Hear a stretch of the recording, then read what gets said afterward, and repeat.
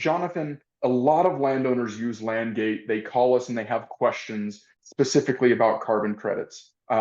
Before you get into your presentation, can you give us a really high level understanding, just as basic as it can get, what is a carbon credit in relation to a property owner or a landowner that might be on this call? Yeah, happy to do that. Craig and the Landgate team, can't thank you guys enough for having me and having Living Carbon on to talk about our program. And thank you too to everybody who's joined on. I'm really eager to talk to you and hear your questions.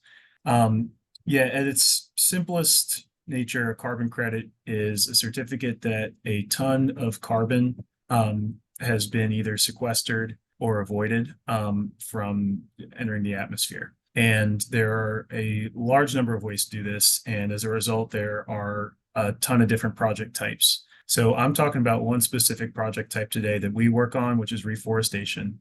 As many of you probably know, trees, as they grow and through the photosynthetic process, sequester carbon dioxide from the atmosphere and can counteract some of the emissions that are going on. So that's valuable to companies that have net zero goals. If you're like me, you probably can't turn on the TV without seeing an ad from some company that's touting their new, zero emissions or net zero emissions by 2030, or targets like that have become really, really common, especially among some of the Fortune 500 companies and other large corporate entities out there, as well as some governments that have signed things like the Paris Accord that require emissions to be cut by a certain amount by a certain date. So, there are a lot of things that companies, that the governments, different entities can do to reduce the emissions of carbon that they're putting into the atmosphere. But some emissions, there's either not the technology or not a financially feasible solution to reduce.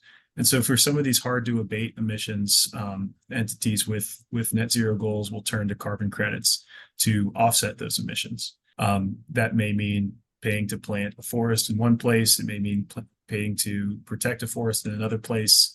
There are a lot of different ways to do this. So to me, I've worked my entire career in private lands forestry and conservation, and I see this growing carbon market as a great opportunity for landowners, especially if it aligns with your goals for managing the property. It's really never been a better time to own land because it's now being valued in a number of different ways that didn't exist 10, 20 years ago. So eager to have a conversation with you guys today and help y'all kind of make sense of this carbon market thing.